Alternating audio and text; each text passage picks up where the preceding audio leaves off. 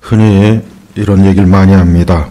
인생에는 정답이 없다, 이런 말들을 종종 많은 사람들이 또 남을 또 가르치는 어떤 철학자들이나 또 인생을 코치하는 사람들도 그런 말을 합니다. 인생은 답이 없다. 근데 그 말은 거짓말입니다. 인생에 왜 답이 없습니까? 인생은 답이 있어요. 그 답이 뭡니까? 성경에서는 그 답을 하나님을 경외하고 하나님을 사랑하고 하나님 뜻 안에서 살아가라. 그게 인생의 답입니다. 인생에 대해서 얼마나 많은 사람들이 인생이 무엇일까? 사람이 살아가는 것이 무엇일까? 많은 궁금함, 또 질문, 또 거기에 대해서 자기 나름대로 답을 찾고 또 많은 선생들을 찾아다니고 책을 읽고 또 많은 이런저런 무언가에 답을 얻으려고 쫓아다니지만 그러나 대부분 보면 다 헛된 길로 갑니다. 왜 헛된 길로 갑니까? 하나님을 떠나가기 때문에 헛된 겁니다.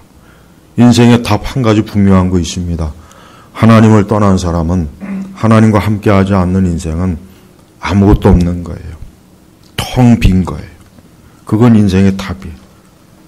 인생은 하나님을 믿고 하나님을 섬기고 이렇게 하나님께 예배드리고 하나님 말씀을 읽고 듣고 그 말씀에 순종하기를 힘쓰고 그 아들 예수 그리스도를 믿음으로 그의 영혼이 구원받는 것, 이게 인생의 답입니다. 이게 인생의 답이에요. 그런데 많은 사람들은 이 인생의 정답 빼놓고 다른 답을 자꾸 골라요. 다른 답을 자꾸 선택하고 다른 답을 자꾸 취하려고 합니다. 그러나 그 끝은 뭡니까? 결국은 그 끝은 허무와 공허한 것밖에 남는 게 없어요. 어제 어떤 신문에 보니까 어떤 사람이 평생에 걸쳐서 수십 년 동안 벼루를 모아요. 벼루. 평생 50년 넘게 아주 값진 벼루. 그 벼루가, 여러분 벼루가 혹시 못 알아듣는 사람 혹시 있을까? 얘 붓굿이 쓸 때 그 가는 먹이요, 옛날에. 그 평생에 걸쳐서 자기가 그 엄청난 돈을 들여서 벼루를, 진귀한 벼루를 모은 거예요. 근데 저는 그 인물의 기사를 쭉 보면서, 그럼 이 사람이 이제 곧 있으면 이제 나이가 드셔서 곧 있으면 이제 이 세상을 떠날 텐데, 그 모아놓은 벼루는 도대체 누가 또 가져가나? 누구의 것이 될 것인가? 아니, 그 벼루를 또 무덤에다가 다 쌓아놓고 피라밋을 만들래나? 그런 사람이 한두 사람이 아니에요. 어떤 사람은 평생에 무슨 그림을 그리고 수집을 하고, 그러니까 각자 인생들이 보면은 정말 알아야 될 인생의 정답은 모르고 허망한 것을 쫓는 거예요. 자동차를 쫓고, 그림을 쫓고, 스포츠 운동을 쫓고, 또 어떤 사람은 자식 자랑을 그렇게 해요. 자식의 목을 매요. 물론 우리의 자녀들이 사랑스럽고 예쁘죠. 자랑스럽겠죠. 그러나 그 자식들도 우리에게, 궁극적으로 우리 인생들에게 정말 필요한 것을 줍니까? 못 줍니다. 그러니까 우리 성도들은 예수 그리스도 외에 다른 거 자랑하지 마세요. 세상 사람들 보면은 그렇게 자랑을 해요. 자식 자랑하고, 자기 집 자랑하고, 돈 번 거 자랑하고, 지식, 학교, 좋은 학교 나온 거 자랑하고, 자기 집안이 좋은 거 자랑하고, 또 자기 어떤 많은 것들을 자랑해요. 그래서 어쩌다는 거예요? 그렇게 자랑하면 그게 1000년이 갑니까? 10,000년이 갑니까? 쓸모없는 거예요. 우리 성도는 예수 그리스도를 믿고 난 이후에는 이제는 예수님 외에는 자랑할 게 없구나. 예수님만이 영원하시고 그 예수님만이 또 나를 영원한 복된 길로 생명의 길로 이끌어 주신구나. 그걸 깨닫는 사람이 그리스도인이에요. 그래서 예수님 믿게 되면, 진짜 예수님 믿게 되면 아무리 자랑할 게 없어요. 바울이 그랬지 않습니까? 나는 이제 그리스도 예수 외에는 다른 거는 다 그냥 똥같이 여긴다. 바울도 자랑할 게 많았어요. 그가 예수님 믿기 이전에는 자기 그 유대인에 대한 자부심, 또 베냐민 지파에 대한 자부심, 또 자기는 정통 율법 그 코스를 뛰어난 그 유대 율법 교사에게 배웠다는 자부심, 아주 그것으로 충만해가지고 예수님 믿는 사람들 미워하고 잡아 죽이고 그 사람들을 재판에 넘기고 그런 일을 자기 자랑으로 했던 사람인데, 예수님을 만나고 예수님 믿고 나서 보니까 그런 것들이 얼마나 허망하고 허무한 것인가, 아무것도 아니라는 것을 깨달은 거예요. 그래서 이제 더 이상 바울이 어디, 그 바울 서신 읽어보십시오. 신약성에 바울이 어디 다른 거 자랑하는 거 봤습니까? 뭐 자기의 능력을 자랑합니까? 나는 많이 배웠어. 나는 뛰어난 율법 코스 학교를 거쳤어. 나는 우리 가문이 대단해. 뭐 나는 지식이 많아. 바울은 자기에 대한 그 얘기를 또 극히 삼갔어요. 자기에 대한 얘기도, 자기에 대한 얘기할 때는 꼭 예수님을 드러내기 위해서 얘기를 했지 자기에 대한 얘기를 하지 않았어요. 오늘 우리 시대의 어떤 목회자들을 보면은 자기 자랑에 깊이 빠진 사람을 봐요. 자기의 경건, 자기 어떤 능력, 자기가 깨달은 걸 겉으로 볼 때는 굉장히 경건하게 보이지만, 글쎄요, 과연 그럴까요? 우리는 그리스도 예수 외에 다른 것을 드러내면 안 됩니다. 진정한 성도나 목회자는 예수님 외에 다른 걸 드러내면 안 되는 거예요. 자기가 무슨 책을 많이 썼네, 자기가 무슨 박사학위를 받았네, 무슨 좋은 학교를 나왔네, 자기가 큰 교회에서 부목사 노릇을 했다는 등, 자기가 무슨 그런 거를 입에 올리는 그 순간부터 그 사람은 그리스도 예수의 사람이 아니라 자기가 하나님이 되는 거예요. 그러니까 성도는 인생을 살면서 매 순간 언제나 하나님의 아들 예수 그리스도를 드러내기로 힘써야 돼요. 자식 자랑 같은 거 할 필요도 없고, 어떤 것도 자랑하면 안 돼. 어떤 것도 내세울 게 없어요. 그런 건 뭡니까? 부질없는 거예요. 헛된 거예요. 표로 그 좋은 걸 1000개를 모으면 뭐 하겠어요? 그게 무슨 솔직한 얘기로 그게 무슨 사람에게 무슨 득이 되겠습니까? 아무 소용이 없는 거예요. 수십억 하는 그림을, 세계적인 경매 시장에서 구입해가지고 자기 집안에다 걸어놓으면, 그거 걸어놓으면은 병 안 걸립니까? 안 늙습니까? 그거 걸어놓으면은 머리가 아닙니까? 그런 거 없어요. 그런데도 사람들은 보면은 그래요. 그런 부질없는 것. 우리 젊은이들은 온갖 K-팝 문화에 빠져가지고 춤추고 노래하고, 그걸 보면은 물론 그 젊은 시기에 그럴 수 있죠. 그런데 안타까운 것은 예수님을 모르는 게 결정적으로 문제인 거예요. 예수님을 모르고 춤을 추고 온갖 노래를 불러대고 허망한 거예요. 허망한 거. 허망한 거예요. 그러니까 그런 허망한 것에 빠지는 게, 그래서 성경은 그런 인생들이 바로 뭡니까? 죄의 노예요, 마귀의 노예요, 애국 백성이라는, 애국 백성의 특징이 바로 그겁니다.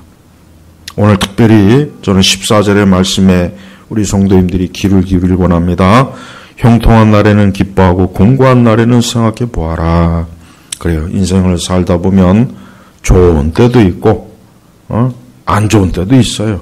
어느 인생이라고 마냥 좋은 때만 있겠습니까?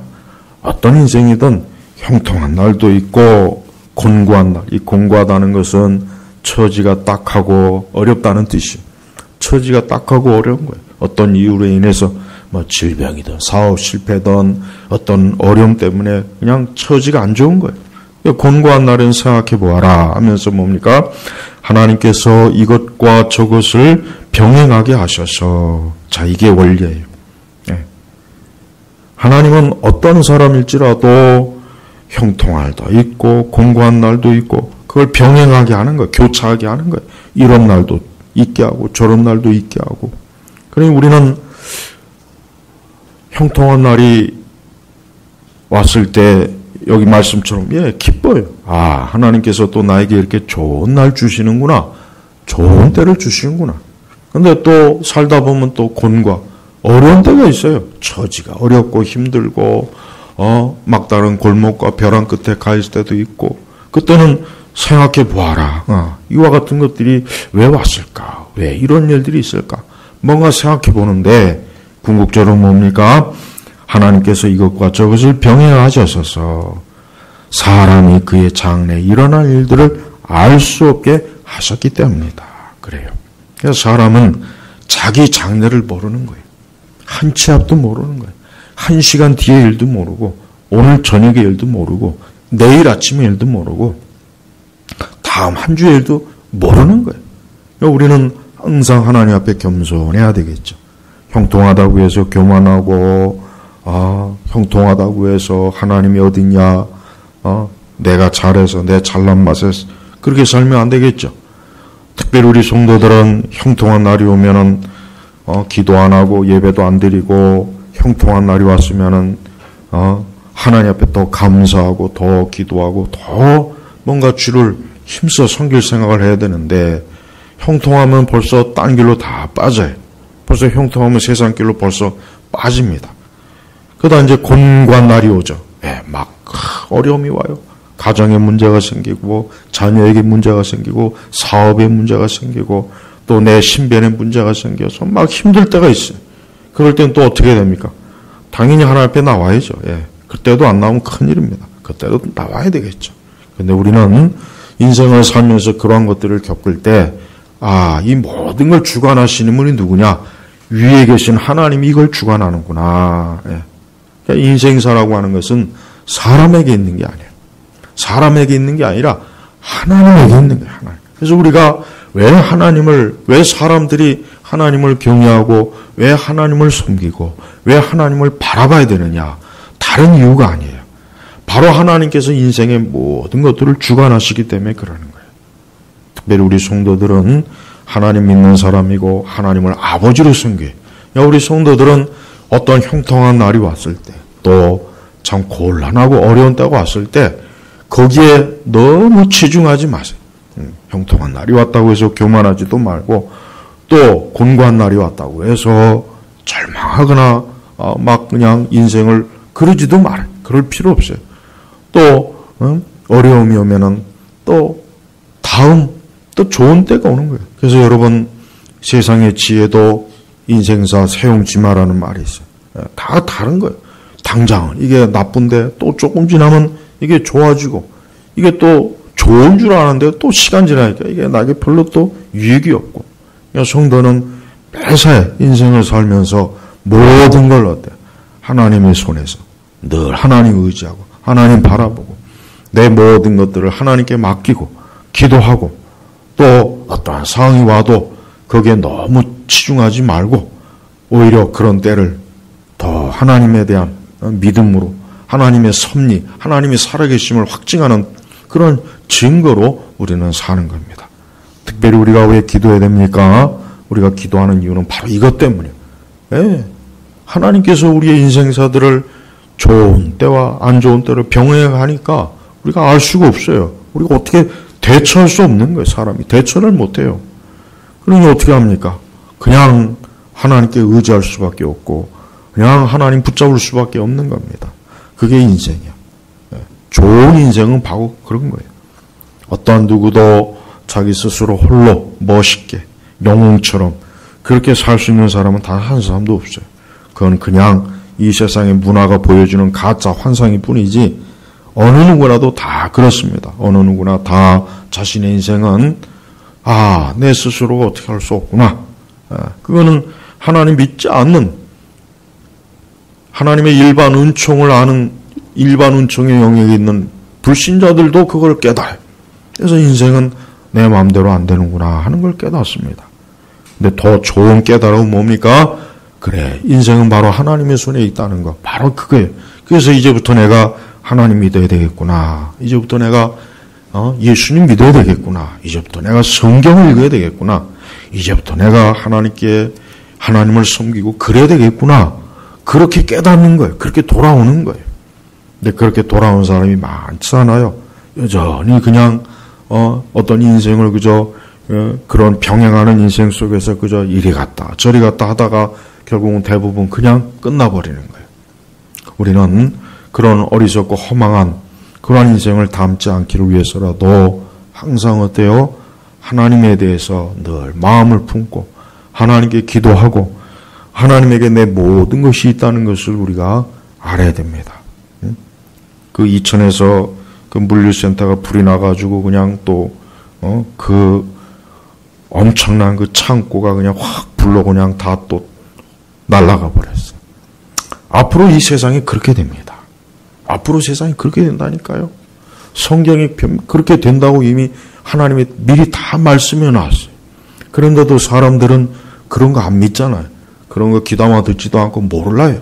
그냥 마냥 이 세상이 그냥 마냥 좋을 것 같고 이 세상이 마냥 그냥 어쨌든 풍부한 것 같고 하지만 결국 하나님은 이 세상을 다 불로 태워요. 다 불로 태워요. 이 세상의 값진 보화, 도자기들, 그림들, 좋은 건축물들, 저 은행들, 이 세상의 모든 것들이 다 뭡니까? 그 물류센터가 불로 완전히 그냥 확 소진된 것처럼 그렇게 돼버려요. 그렇게 되는 거예요. 우리 성도들은 그러기 때문에, 그걸 알고 믿기 때문에 우리는 어떤 이 세상에 대한 궁극적인 소망을 두지 않고 하늘의 소망을 두고 살아가는 거예요. 그러니까 옛날 우리 정통 신앙은 항상 그랬어요. 이 세상은 내가 있을 곳이 아니네 하면서 천국의 소망을 두고, 천국이야말로 내가 하나님 나라의 내 인생의 궁극적인 목표이기 때문에 부지런히 하나님을 섬기면서 그곳으로 달려가는 거예요. 이게 좋은 신앙을 지금은 다 갖다 버리고 이런 신앙을 그래서 옛날에 무식하고 배우지 못해서 촌스러운 신앙으로 여긴단 말이에요. 참 너무 안타까워요. 그게 진정한 복음의 하나님 우리 복음을 통해서 우리에게 주시는 복인데 사람들은 그런 거 소망 안 두고 이 땅과 이 세상에 기독교를 찾고 세상에다가 자꾸 갖다 던져버려요. 그런 건 정상적인 기독교가 아니에요. 하나님은 이 지상에다가 무너지지 않을 교회를 세울 계획이 없어요. 이 지상에 있는 교회는 잠깐, 임시. 진짜 교회는 어디 있습니까? 완전하고 온전한 교회는 하나님 앞, 하나님 나라, 하늘 보좌에 있는 거예요. 그래서 이 지상 교회는 불완전해요. 우리가 알잖아요. 얼마나 불완전합니까? 그래서 영원한 완전한 저 하늘에 있는 교회, 천상의 교회를 향해서 우리가 가는 겁니다. 이제 거기에 가면 더 이상 이제 우리는 이 땅의 모든 우리 자신의 불완전함, 어떤 세상의 불완전함에 시달릴 일이 없이 그곳에는 마냥 영원한 하나님 안에서 주어지는 기쁨, 소망, 하나님 안에서 주어지는 즐거움이 영원한 거예요. 그 낙이 정말 그래서 낙원이라고 할 수도 있고 천국이라고 할 수도 있고 어쨌든 그 한 주님의 보좌가 계신 곳은 인간이 하나님의 이 피조물이 지낼 수 있는 가장 완벽하고 좋은 것이.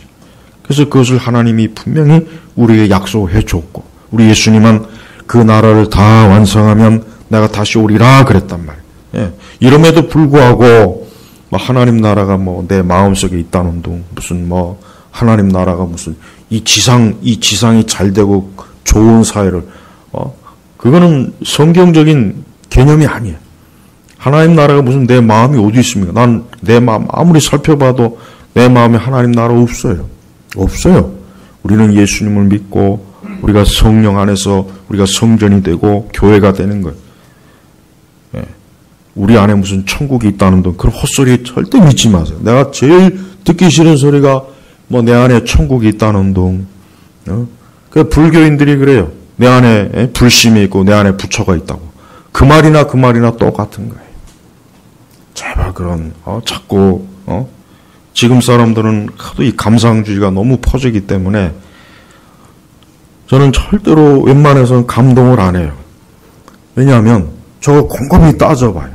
야, 저게 사실은 그럴까? 감동받을 게 없어요. 근데 사람들은 일단 눈물부터 흘리고 봐요. 감동부터 하고 봐요. 그 사기꾼들이 제일 좋아하는 유형이 뭐냐? 그냥 아무 생각하고 않고 웃고 떠들고 감동하는 거야.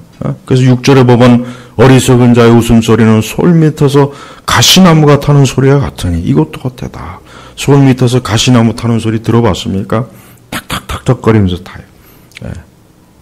뭐 그게 무슨 아름다운 음악이겠어요? 아무것도 없어요. 그냥 쓸모없이 그냥 나무가 불타는 소리, 어리석은 자의 웃음소리. 우리 성도는 진짜 성경을 알고 진짜 하나님 믿는 사람이야말로 영적인 현실주의자. 절대 이 세상은 낭만적으로 바라볼 것이 아니에요. 절대 이 세상은 세상이 그 광고판에 나오는 아름다운 남녀 부부와 말 잘 듣게 생긴 두 아이들 딱 손잡고 푸른 잔디를 걸어. 아파트 광고에 보면 다 거의 그래요. 근데 애들이 말 잘 듣습니까? 말 안 들어요.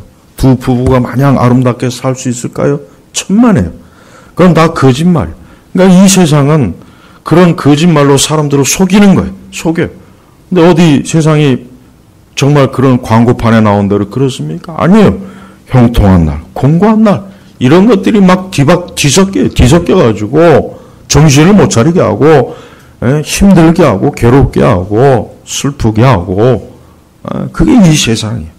그러니까 우리 이 세상은 어떤 일이 있어도 우리 성도들은, 이 세상은 안전한 곳이 아니구나. 이 세상은 우리가 정말 있을 곳이 아니구나. 그래. 그래서 우리 예수님께서, 승천하시면서, 우리 예수님께서 내가 하나님 나라 너희들이 거처할 곳을 다 마련하면 내가 다시 오겠다. 거처할 곳을 마련한 그 장소란 말이에요. 장소. 왜 근데 그것을 자꾸 마음에 있다는 동 우리야. 그러면 그게 굉장히 은혜롭고 영적인 말 같지만 결국은 뭡니까? 천국의 실제적인 장소를 부인하는 거예요. 그럼 어떻게 됩니까? 이 세상을 좋게 만들려고 교회가 뛰어들어요. 그래서 이 세상에 무슨 사업, 무슨 이 세상에 자꾸 교회가 그쪽으로 갑니다. 하나님 좋아하지 않는 짓이라는 거예요. WCC를 비판할 문제가 많지만 이 WCC가 문제가 뭐냐면 이 지상에다가 천국을 건설하려고 해서 그게 문제입니다. 그들은 그게 문제예요. 이 지상에다가 천국을 건설하려고 하는 거예요. 그 사람들에게는 천국이 없어요. 지옥도 없어요. 그냥 이 세상이에요. 그 비틀즈의 이매진이란 노래 보십시오. 천국도 없고 지옥도 없고 그런 전쟁이 없는 그런 곳이 있으면 참 좋겠다. 그 인간 길 가다가 자기 팬한테 권총으로 총 맞아 죽었습니다. 1980 뉴욕인가. 그런 허망한 노래 부르고 백날 천날 해봐야 5절에 보니까 어리석은 자의 노래를 듣는 것보다 낫다. 그렇죠? 지혜로운 자의 책망, 하나님 말씀 듣고 하나님의 교훈과 말씀과 계명을 듣고 이게 100번 1000번 낫지. 어리석은 자의 노래. 요즘 우리 한국이 아주 이 K-팝 우리 BTS니 뭐니 막 난리를 쳐요. 난 그거 보면 참 이게 참 그 좋은 게 아니에요, 사실. 그게 자랑스러운 일도 아니고 영적으로는 최악이에요. 얼마나 많은 젊은 애들이 어리석은 자의 노래를 들으면서 자기 인생을 허비하고 있지 않아요? 이 중요한 시기에 인생을 허비하는 거예요. 춤을 추고 노래를 부르고 그렇게 그 아까운 20대를 그런 식으로 7, 8년 허비하고 나면 이제 곧 있으면 이제 그 팔팔한 청춘이 지나가고 곧 있으면 이제 곤고한 날. 30대 이후의 인생은 곤고한 날이 대부분이에요. 20대까지만 제가 볼 땐 거의 좀 곤고함이 적지. 30대 이후는 너나 나 할 것 없이 다 곤고해요. 대기업 들어간 놈도 곤고하고 취업 못한 인간도 곤고하고 결혼한 사람도 곤고하고 결혼 안 한 사람도 다 곤고한 거예요. 그러니까 30대 이후는 거의 곤고해요. 그러니까 크게 기대할 게 없어요. 그래서 우리 성도들은 예수님 믿는 거 그것만이 우리의 소망입니다. 기쁨이에요. 내가 오늘 이 세상에서 일하고 먹고 마시고 수고해도 내가 예수님 믿기 때문에 그게 보람 있는 거고 그게 의미가 있는 거지. 예수님 안 믿으면 아무 짝에 소용이 없는 거예요. 아무 소용이 없는 짓을 그냥 평생 하다가 그냥 결국은 죽어버리는 겁니다. 우리나라 이 문학은 가만히 보면은 우리나라 근대 문학이나 우리나라 이 근대 문학을 보면은 현대 문학도 마찬가지. 우리 한국의 문학 작품들을 보면은 대부분이 보면 거의 대부분이 다 뭐냐 인간의 삶은 염세주의. 한 맺히고, 죽음, 어둠, 적막, 고통, 비명, 이것밖에 없어요. 왜 그렇습니까? 성경, 하나님을 모르는 민족이, 하나님을 경외하지 않고 하나님에 대한 소망이 없기 때문에 우리나라 근대 현대문학 읽어보면은 소망이 없어요. 읽으면 우울해요. 우울하고 맨날 울고 짜고, 뭐 가정사의 비극, 뭐 한이 맺히고, 맨날 과부촌이나 나오고,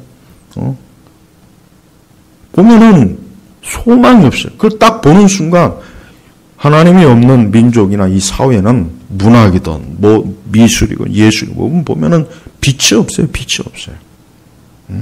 거기는 아무것도 없는 거예요. 아무것도. 우리는 어떤 일이 있어도 그러한 어리석고 미련한 그러한 어둠 속에 처박힌 그런 인생이 되지 말고 우리는 빛, 예수 그리스도 빛 가운데서 사는 정말 우리 앞에 소망, 빛. 그 플라톤의 동굴의 비유 보면은 평생을 동굴에서 그저 벽이나 쳐다보고 산 사람은 저 바깥에 빛이 있는 줄 모르는 거예요. 대부분의 인생들이 그래요. 이 세상이라고는 동굴에서 벽만 쳐다보고 살아요. 벽만 쳐다보는 거예요. 저 바깥에 빛이 있어요. 한 발짝만 나가면 환한 빛이 주어지고 푸른 초장이 있는데 평생을 동굴 안에서 벽만 쳐다보고 벽에서 선전하는 그런 거나 보면서 인생을 허비한단 말이에요. 하나님께서는 바로 그런 인생들을 건져주시기 위해서, 구출하기 위해서 그래서 예수님 보내신 거예요. 그래서 예수님을 믿지 않으면 어떤 인생도 평생을 동굴에 처박혀서 동굴 안에서 그냥 살다가 끝나버리는 거예요. 그렇게 살고 싶습니까? 그렇게 살면 안 되죠. 그렇게 살 필요도 없고 그게 뭐가 좋습니까? 거기엔 죽음밖에 없는데. 우리는 우리 성도들은 앞으로 세상을 볼 때 절대 좋은 세상이 오지는 않아요. 우리가 여기 말씀에 보면 이런 말씀이 있는데, 이게 뭐냐. 10절에 보니까 옛날이 지금보다 더 좋은 이가 무엇이냐라고 묻지 마라. 내가 이렇게 묻는 것은 지혜롭지 못하기 때문이다. 우리는 보통 옛날이 좋다 이런 말을 좀 해요. 또 그런 것 같기도 한데 그러나 사실은 그렇지 않아. 이 세상은 아담과 하와가 에덴 동산에서 쫓겨난 이후로 단 하루도 좋았던 적이 없어요. 단 하루도 좋았던 적이 없어요. 좋았던 시대가 없어요. 늘 나빴어요. 늘 안 좋았어요. 진짜 좋은 날은 언제입니까? 예수님 오시는 그날이에요. 진짜 좋은 날은 예수님 오시는 그날이지 그날이 오기 전에 이 세상은 절대 좋은 날이 안 옵니다. 절대 안 옵니다. 그러니까 옛날이 지금보다 더 좋은 이가 무엇이냐 묻지 마. 그렇게 말하는 사람은 뭐 지혜롭지 못한 거다 이거예요. 언제 좋았던 적이 언제 있냐? 좋았던 적은 없어요. 늘 세상은 늘 나빴어요. 늘 세상은 상태가 중환자실에 온갖 생명장치 연결해 놓고 사는 세상은 항상 그랬습니다. 항상 그랬어요. 그러나 우리에겐 진짜 좋은 날이 와요. 지금 좋은 날이 오고 있어요. 뭡니까? 우리 주의 재림, 새하늘과 새 땅, 천국 영생, 좋은 날이 우리에겐 오고 있다. 그러니까 성도는 절대 뭐 옛날이 좋았다, 뭐가 좋았다 아닙니다. 우린 그런 거 없어요. 앞으로 올 좋은 날을, 진짜 좋은 날을 바라보면서 우리가 사는 거지, 맨날 과거나 캐면서 사는 건, 그건 좋은 게 아니에요. 우리 민족은 유난히 과거 지향적이에요. 우리 민족은 보면은, 우리 한국 사람들은 성향 자체가 이게 유난히 과거 지향적이에요. 자꾸 옛날. 그러니까, 맨날, 요즘은 그래도 좀 덜 하네요. 맨날 그 사극, 그 조선시대 그 아주 그냥 고려짝 그 아주, 아니 조선시대 사람하고 우리하고 뭔 상관이에요. 맨날 조선의 왕들이 어쩌고, 이성계가 어쩌고, 조선은 진짜 없어져, 태어나지 말았을 날은 조선이에요, 조선. 아무리 내가 역사를 봐도 이 조선이란 나라는 없어져야 될 나라, 있으면 안 될 나라였던 것 같아요. 우리 성도는 과거 지향적인 그런 세계관을 가지면 안 돼요. 미래. 그래서 기독교 국가는 어때요? 미래. 그러니까 기독교 국가는 지금도 확실히 뭔가 미래를 향해서, 미국이나 저런 데는 벌써 달나라 가고 벌써 우주. 우리나라는 맨날 동학형.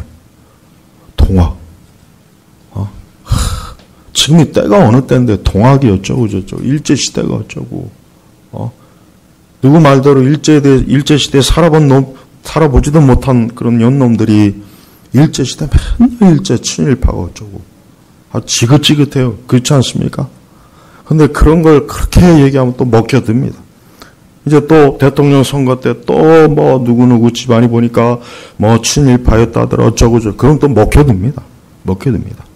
이게 과거. 그러니까 기독교는 미래예요. 기독교는 원리적으로 직선적인 세계관이거든요. 근데 다른 세계관은 전부 다 뭐 어때요? 다른 세계관은 직선적인 세계관이에요. 특히 불교나 이런 거 보면은 유교도 마찬가지고 항상 과거, 옛날. 발전이 없는 거예요. 맨날 과거나 캐다가 그놈의 과거나 캐다가 집 무덤 파는 겁니다. 결국은 과거를 캐는 거는 무덤을 파는 거예요. 우리 예수님이 부활하셨죠? 보세요. 기독교는 무덤의 종교가 아니에요. 기독교는 무덤의 종교가 아니란 말이에요. 이 세상 다른 거는 다 무덤의 종교예요. 무덤의 사상, 무덤의 이념인데 기독교는 무덤이 없어요. 예수님 부활했거든요. 죽음과 사망을 이기셨어요. 승리하셨어요. 그래서 그분은 무덤이 없어요. 그분의 믿음은 텅 비어있어요. 왜? 살아계신 거예요. 그래서 예수님 믿는 인생들은 무덤의 인생이 아니라 생명의 인생이 되는 겁니다. 하지만 예수님 안 믿는 인생들은 다 무덤이요. 여러분 세상 보십시오. 다 무덤으로 가잖아요. 결론은 무덤입니다. 기승전 무덤. 기승전 저 파주 공동묘지. 저 예전에 거기 공동묘지 가보니까 많은 사람들이 누워있어요. 누워있더라고요. 흙속에 누워있어요. 말도 안 하고 숨도 안 쉬고 살아생전 다 숨쉬고 그럴 텐데 다 아무 말이 없어요. 기독교는 그런 무덤에서 사람을 꺼내는, 건지는 겁니다. 그래서 어떠한 인생도, 무덤 같은 인생도 예수님 믿으면은 그 무덤이 없어집니다. 여러분의 가정이 무덤입니까? 그럼 예수님을 온전히 받아들이십시오. 그럼 그것은 무덤이 아니라 궁전이 되는 거예요. 궁전. 한 사회와 국가도 마찬가지예요. 맨날 일만 생기면 상여 끌고 다니면서 우리나라 보면 이 데모 문화도 참 아주 더러워요. 이 데모 문화도 아주 더럽습니다. 툭하면 관 끊어내고 상여 끊어내고 무슨 한풀이하고 아주 우리 그 조상들이 했던 그 귀신, 무당, 그런 불교 아주 골수 그냥 그런 것들이 막 끌어들여요. 기독교는 그러한 죽음과 정막, 어둠, 저주 그것과 딱 담을지는 겁니다. 그래서 사람이 예수님 믿으면 그것만큼 그 사람에게 좋은 게 없어요. 정말 예수님 믿고 하나님을 섬기는 것만큼 한 인생이 정말 잘 되는 건 없습니다. 그러나 예수님 안 믿으면은 그냥 평생을 그냥 그런 저주받은 문화, 그런 저주받은 이 세상에 잔뜩 쩔어가지고 그러다 결국은 끝나버리는 거예요. 지난주에 그랬죠. 지혜로운 자의 마음은 초상집에 있으나 어리석은 자의 마음은 잔치집에 있다. 자, 이 초상집도 같은 초상집이라도 어떤 집은 예수님 믿고 천국 간 사람이 있고 예수님 믿고 천국에 들어가. 이젠 예수님 믿고 그냥 주님께 들어간 거예요. 기쁨이에요, 기쁨. 그건 초상이 아니에요. 어떤 집은, 대부분의 집은 다 한평생 살았지만 어때요? 결국 초상집에서 곡소리만 나고 생명도 없고 이젠 끝이구나. 그래서 눈물만 나는 거예요. 벌써 달라요. 예수님을 잘 믿는 인생은 그 초상집도 기쁨의 집이지만 예수님 안 믿고 평생을 그저 자기 인생을 산 사람은 진짜 초상집이 돼버리는 거예요. 여러분은 여러분의 마지막 그 임종 때 어떠한 집으로 들어가고 싶습니까? 기쁨입니까? 영생입니까? 아니면 영원한 어둠 속에 곡소리 나는 집입니까? 어느 집으로 들어가고 싶어요? 어떤 인생도 하나님이 없는 인생은 좋은 인생이 아니에요. 13절에 보니까 하나님께서 하시는 일을 보아라. 그분께서 굳게 하신 것을 누가 굳게 할 수 있겠느냐. 그래. 하나님께서 하시는 일, 하나님께서 하시는 일, 하나님께서 하시는 일. 그러니까 하나님께서 하시는 일은 사람이 예측할 수도 없고 사람이 영향을 줄 수도 없어요. 우리는 이 세상의 모든 일들을 하나님이 하시는 일이라는 그 마음, 그 생각을 가지고 그 믿음을 가지고 내 개인의 인생도 살고 이 세상도 세상의 모든 일도 이게 하나님이 하시는 일이구나. 우리는 그거 알아야 돼요. 하나님이 하시는 일이구나. 여러분 세상의 어떤 일도 다 이게 하나님이 하는 거예요. 그게 좋은 것이든 결과적으로 안 좋은 것이든 하나님이 허락하지 않으면 아니랍니다. 분명히 예수님 말씀이 맞아요. 그렇죠? 우리 주께서 허락하지 않으면 참새 한 마리도 떨어지지 않는다 했어요. 하물며 한 인간의 생명이 끝나고 그게 어떻게 하다 보니까 아니에요. 다 하나님이 하시는 일. 믿음은 뭡니까? 하나님이 하는 일을 인정하는 게 믿음이에요. 인정하는 게 믿음이에요. 그래서 우리는 세상을 살 때 매사에 하나님을 인정하면 좋아요. 그래서 여기서 탐욕. 하나님 없는 사람은 탐욕이 많죠. 지혜로운 사람은 어리석게 만들고 뇌물로 마음을 부패하게 한다. 이 탐욕과 뇌물. 이것은 다 뭡니까? 인간이 자기 주도로 살려고 하면 이렇게밖에 할 수 없어요. 인간이 자기 주도적으로 살려면은 이 탐욕과 뇌물이 없으면 못 삽니다. 안 돼요. 또 8절에 일의 끝이 시작보다 나오며 참는 마음이 교만한 마음보다 낫다. 예. 우리는 항상 모든 일의 시작을 하나님과 함께하고 끝도 하나님과 함께해야 됩니다.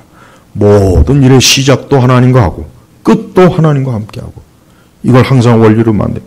또 참는 마음이 교만한 마음보다 낫다. 하나님을 믿는 사람이 참아요.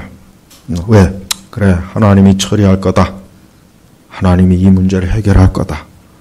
하나님께서 이 일에 대해서 분명히 하나님 관여하실 거다. 하나님 때문에 참는 거예요. 하나님 때문에. 하나님이 아니면 솔직한 얘기로 우리도 우리 마음대로 그냥 막 솔직히 하고 싶지 않습니까? 근데 하나님 때문에 참는 거예요. 9절에 성급한 마음으로 분노하지 마라. 분노는 어리석은 자의 품속에 머문다. 그래. 하나님이 하시는 일을 진짜 아는 사람은 그래요. 설령 분노하고 싶어도 분노할 일도 좀 참고 그냥 그래. 하나님께서 이 모든 일을 아시니까 하나님께서 내 대신 그 일에 진노하실 것이다.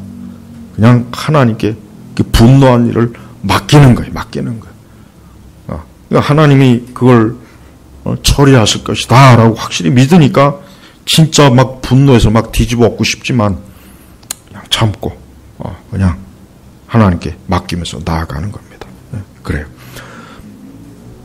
11절에 지혜는 유업처럼 좋으니 세상을 살아가는 자에게 유익을 준다. 이 지혜는 뭐 다를 거 없습니다. 예수님이요. 예수님. 우리 주님은 우리가 인생사를 살아가는데 모든 일에 좋은 걸 주셔요. 그러니까 예수님과 함께하는 사람은 좋은 걸 항상 받게 돼 있어요. 그러나 예수님을 등지고 사는 사람은 좋은 걸 받지만 그 좋은 게 나중에 나쁘게 확 돼버려서 진짜 이건 뭐 진짜 곤란한 처지에 놓입니다. 12절에 돈이 보호하는 것처럼 지혜도 보호한다. 그러나 지식이 더 유익한 것은 지혜가 그것을 가진 자를 소생시키기 때문이다. 예. 지혜와 지식. 예. 인생을 돈만 가지고는 살 수는 없죠. 빌 게이츠 보십시오. 돈이 그렇게 많지만 빌 게이츠 보세요. 그의 인생이 진짜 본받을 만한 인생입니까? 빌 게이츠를 보면은 진짜 평생을 그냥 사기꾼이에요. 제가 최근에 빌 게이츠의 폭로책을 보니까 정말 그냥 그렇게 악질적일 수가 없어요. 평생 그 많은 재산이 결국은 사기를 쳐서 수많은 사람들의 원래 자기 것도 아닌데 돈만 가지고 세상을 살 수 없어요. 그렇다고 해서 돈을 또 무시하면 안 돼요. 돈이 보호하는 것처럼 했잖아요. 그러니까 돈을 또 무시하면 안 돼. 그리스도인들 가운데 경건한 가난이라는 헛소리하는 인간이 있어요. 근데 그 인간 좋은 차 타고 다니더만. 경건한 가난인은 마차 타고 다녀야지. 아니 집신 신고 다니던가. 지는 최고급 차를 타고 다니면서 왜 다른 목격자들한테는 경건한 가난을 추구하라 그래. 그건 헛소리. 우리 그리스도인들은 하나님께서 주시는 것을 감사하게 받을 줄 알아야 돼. 우리 한국 교회에서 말하는 이 돈에 관한 거는 내가 볼 땐 기독교에서 나온 게 아니야. 그거 전부 다 유교 아니면 불교에서 나온 거야. 근데 그걸 자꾸 기독교적이라고 자꾸 거짓말을 쳐요. 그러니까 많은 그리스도인들이 돈에 대한 생각도 전부 다 이교도에서 나온 철학을 가지고 이게 마치 하나님이 성경에서 나온 것이냐 그렇게 알고 있더라고요. 그런 거 자꾸 그런 걸 추구하니까 오히려 그리스도인들이 더 이상하게 돼버리는 거예요. 그런 식으로 하면 안 돼. 돈도 때로는 사람을 보호해. 지혜도 보호한다. 그러나 지식이 더 유익한 것은 이 지식이 뭡니까? 하나님을 아는 지식이. 하나님을 아는 지식이. 그리스도를 아는 지식이. 이게 진짜 있어야 돈과 지혜 모든 게 다 유익에 유익을 주는 거예요. 네. 우리가 인생을 살 때 어리석은 생각에 외골수적으로 빠지면 안 돼요. 하나님께서 무엇을 말씀하시는가를 좀 자세하게 살펴보고 지혜롭게 판단하고 지혜롭게 결정해야지 그냥 외골수적으로 무지하고 어리석은 가르침에 빠져갖고 그렇게 인생을 살면은 그럼 어떤 사람이 되느냐? 저 민주노총 같은 인간이 되는 거예요. 우리나라 586조 우리나라 586조 꼰대들 자신들은 평생을 건달로 살면서 높은 자리에 오르니까 이제 사다리를 다 걷어치우잖아요. 지들만 살겠다고 모든 사다리를 다 걷어쳐요. 좋은 학교 다 없애버리죠. 원전 없애버리죠. 아파트도 지들만 다 살 수 있게 하죠. 나머지는 다 그냥 평민으로 가재나 개분개처럼 살라고. 그 왜 그러냐? 그들의 인생관 자체가 꼬인 거예요. 평생을 그 마르크스, 저 북한, 좌파 이런 아주 썩은 지식에 꼬인 인생들이 이 나라를 이 모양 이 꼴로 만들잖아요. 우리 예수님 믿는 사람은 그런 인생을 정말 살면 안 되는데 안타깝지만 지금 우리나라 교회 성향을 보면은 이 지경이 됐는데도 불구하고 아직도 그런 썩은 생각을 가진 목사들이 너무 많아요. 너무 많아요.